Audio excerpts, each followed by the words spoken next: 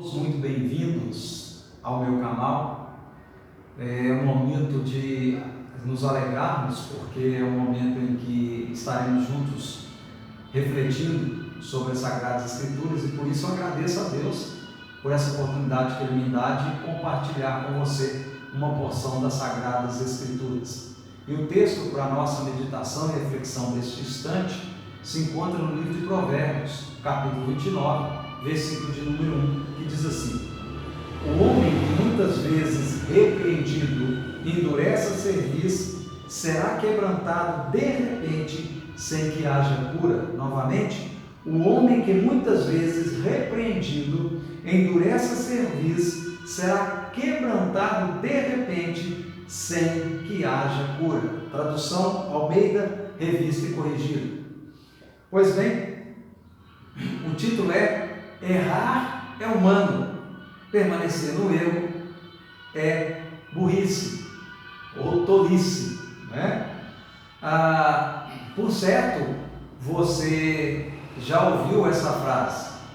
Dificilmente você não a ouviu, né? Por quê? Porque é uma frase popular, é uma frase que dentro do nosso dia a dia brasileiro nós já ouvimos inúmeras vezes essa frase.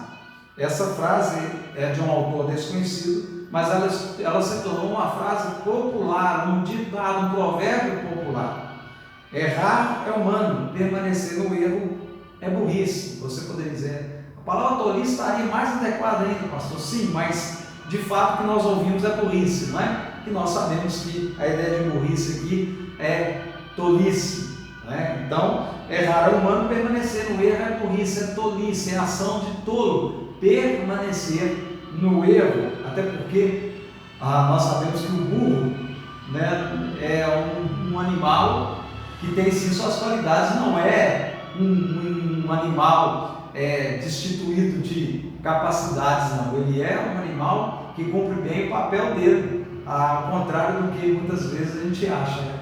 Por quê? Porque compara-se um indivíduo tolo, ignorante, não no sentido de ser uma pessoa brava, estúpida, mas ignorante no sentido de não ter conhecimento. A gente compara muitas vezes com o burro, mas não é uma comparação muito correta, não. Mas vamos lá. Errar é humano, permanecer no erro é burrice. Como disse, é uma frase popular de um autor desconhecido. Eu estou na introdução. Nós, como cristãos, somos chamados para lutarmos contra o pecado. Eu e você, como cristão, esse é o chamado. A partir do momento que aceitamos o Senhor Jesus, nos tornamos seguidores de Cristo, então há um chamamento para mim e para você. Nós passamos agora a ter um chamamento para lutarmos contra o pecado, para que quando ocorrer que pequemos, seja como que por um acidente. Com esse entendimento em mente, vejamos dois princípios importantes para lidarmos com isso. Então, nós somos chamados como cristãos para lutarmos contra o pecado, e eu e você, então, nossa luta do dia a dia, debaixo da graça de Deus, que veremos no decorrer da mensagem, é para que a gente não ceda ao pecado. E uma vez tendo essa postura diária de luta contra o pecado, lutar para não desagradar o coração de Deus, quando o pecado ocorre na minha e na sua vida, ele ocorrerá como que por um acidente. E assim, nós entendendo isso, que o pecado não pode ser algo comum e corriqueiro na vida do cristão, com esse entendimento, nós vamos ver dois princípios importantes para nós lidarmos com a questão do pecado. Nós vamos ver como que nós lutamos com o pecado, como é que nós não permanecemos no erro. Nós veremos dois princípios aqui que nos ajudará, nos norteará na nossa caminhada como cristão. Então vamos lá, o primeiro ponto: seja irrepreensível. O que é ser uma pessoa irrepreensível? É que não dá margem à repreensão, censura, sem nenhuma falha, perfeito. E aí nós vamos ver o seguinte: devemos nos esforçar em Deus para não precisarmos ser repreendidos. Então há um chamamento para sermos irrepreensíveis. Então a primeira coisa que eu e você precisa pensar é o seguinte: nós não podemos ter uma mentalidade de alguém que vai lutar para sair do erro. Essa não é a primeira atitude. Essa não é a atitude, não é o carro-chefe da nossa caminhada cristã. O carro-chefe da nossa caminhada cristã, a nossa mentalidade, ela tem que ser uma mentalidade de se esforçar em Deus. Veja bem que eu coloquei aqui, nos esforçar em Deus. E por que coloquei isso? Porque ninguém pode fazer algo para Deus se o próprio Deus não fizer através da vida da pessoa. Então, é Deus através de nós é que faz a obra dele, nunca nós fazemos a obra. Nós somos instrumentos, então nós temos que esforçar em Deus no sentido de buscar a graça de Deus. E Deus, Ele então, pela sua graça, a graça que nos salvou mediante a fé, é a graça que nos fará continuar caminhando com Ele. Então tudo é a graça de Deus agindo em nós, de maneira que a glória é sempre de Deus. Mas cabe a nós usarmos desses meios da graça, buscando a Deus. A nossa participação é buscar a graça de Deus, buscar a ação de Deus em nós, para que consigamos andar na presença dEle, cumprir a sua vontade. Então, a mentalidade primeira que deve nortear a minha e a sua caminhada é uma mentalidade de buscar não errar, de buscar fazer tudo o que Deus quer e evitar aquilo que não agrada o coração de Deus.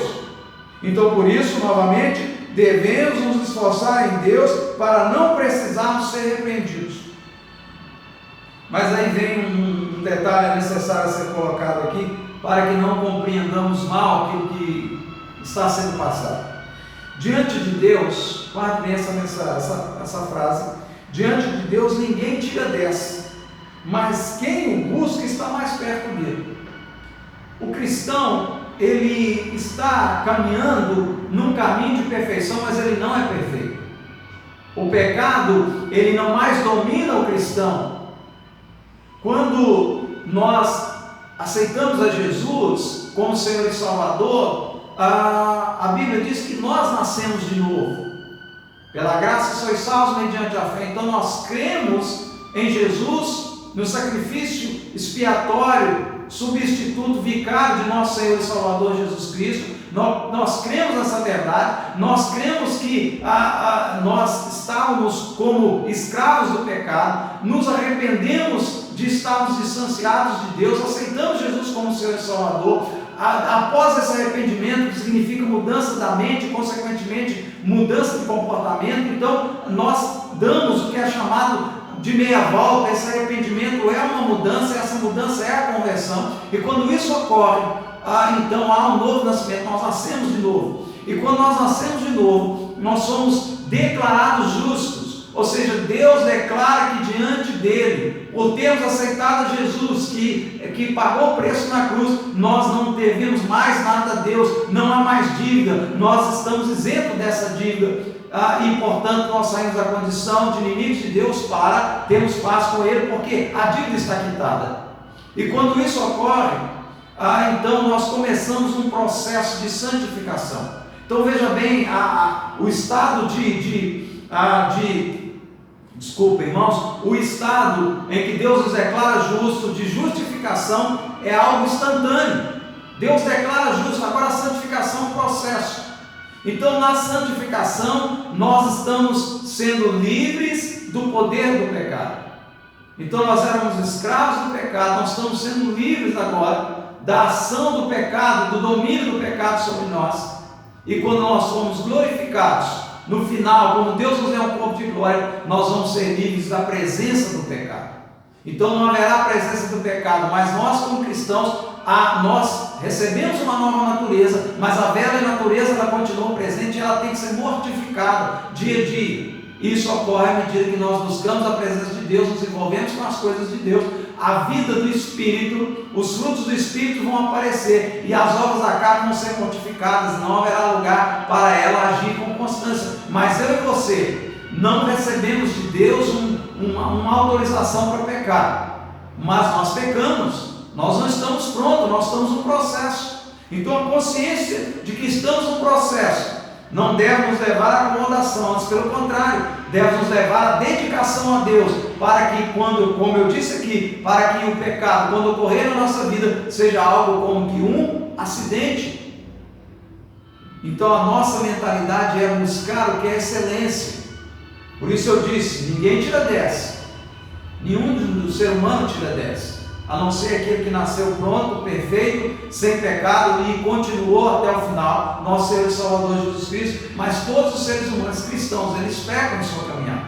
Então não tiram 10, mas a dedicação da busca do 10 nos faz aproximar mais dele. Então não há uma cobrança para você buscar um 10, para você ter um 10, mas deve ser o seu alvo, ainda que você sabe que 10 não alcançará, mas você alcançará uma nota, uma boa nota. Não estará aí sempre correndo o risco de perder média. Usando aqui uma linguagem para que você possa entender. Então, o primeiro ponto é ser irrepreensível. Então, eu e você temos que lutar para não errar. Ainda sabedores que nós erraremos na nossa caminhada, mas a nossa mente é lutar para não errar. E segunda maneira, aí sim, vem o segundo momento, que é uma mentalidade que nós temos que ter quando ocorrer o erro na nossa vida. Primeiro, buscamos não errar, mas em algum momento isso ocorrerá, e quando ocorrer, então entra esse segundo e último ponto que nos ajudará. E é esse segundo ponto que é exatamente o que o texto está dizendo. Eu coloquei um ponto anterior para dizer para você qual que é o ideal de Deus para nós, mas o segundo ocorre. Nós, na nossa caminhada, nós erramos, mas o grande problema é manter-se, como o texto diz aqui, continuamente sendo repreendido e não sai do lugar, continua no erro. Então vamos lá, seja ensinável.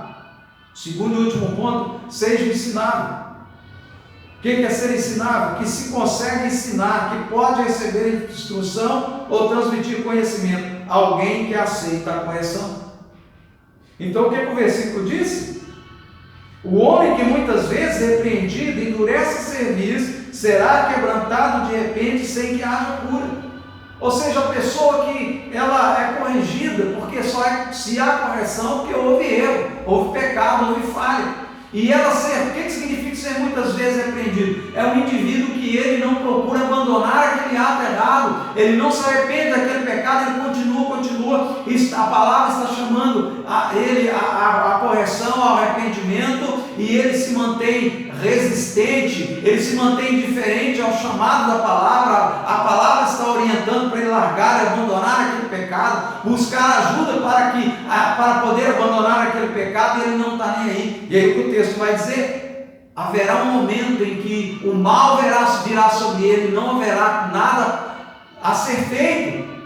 Então naquele momento não terá nada que poderá ser feito. Ou seja, o mal virá, como diz o versículo, e será quebrantado de repente sem que haja cura.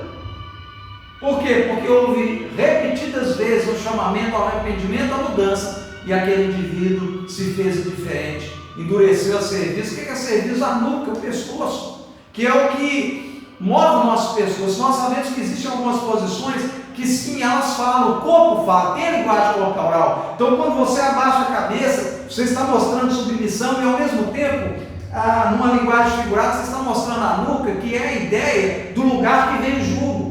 Ou seja, o indivíduo com dura serviço, aquele pescoço ereto, não aceita o jugo, não se submete à palavra de Deus, continua resistente à vontade de Deus.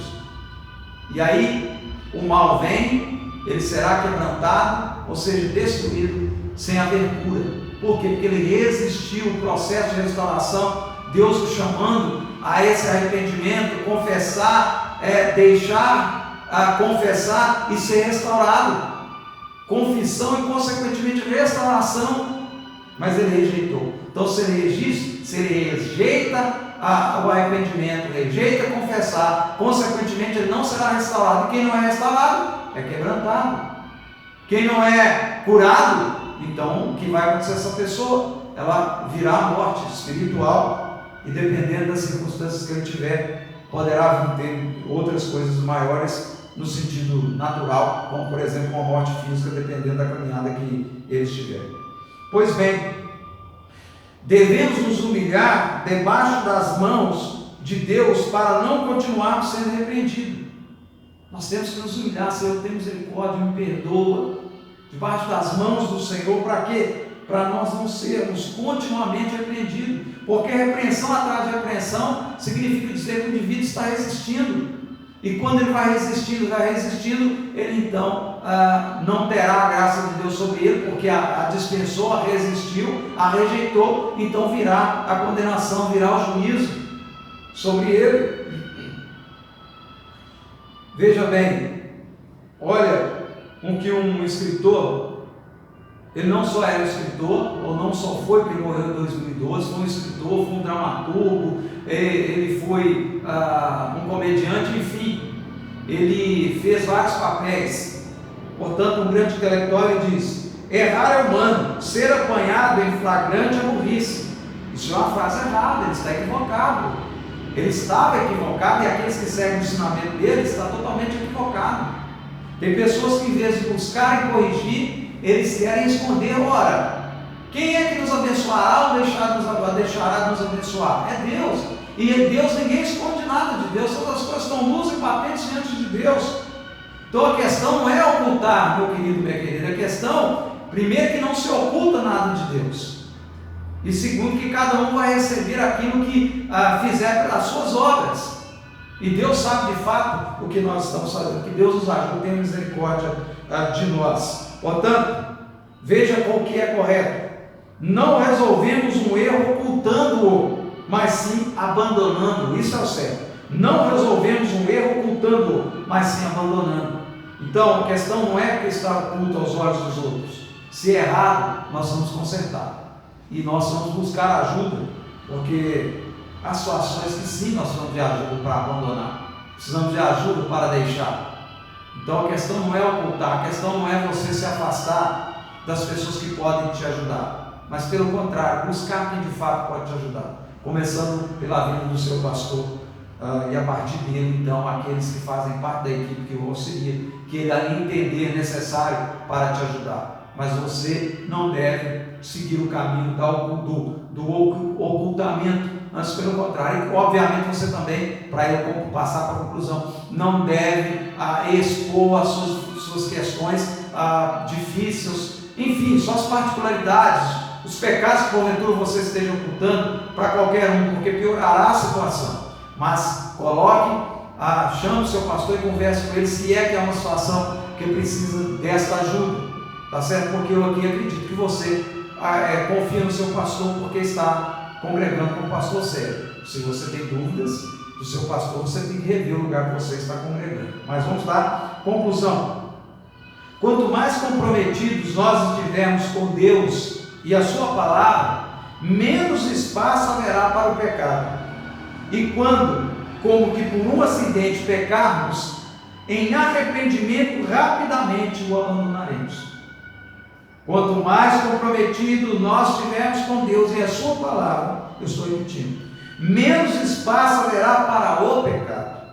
E quando, como que por um acidente, pecarmos, em arrependimento rapidamente o abandonaremos. Aqui está a conclusão condensada desses dois pontos que tratamos. Primeiro, trabalhar e nos esforçar para não pecar, embora saibamos que não estamos prontos. Segundo, quando isso ocorrer, então nós vamos tratar de resolver a questão mais rapidamente possível, para que Deus possa nos restaurar.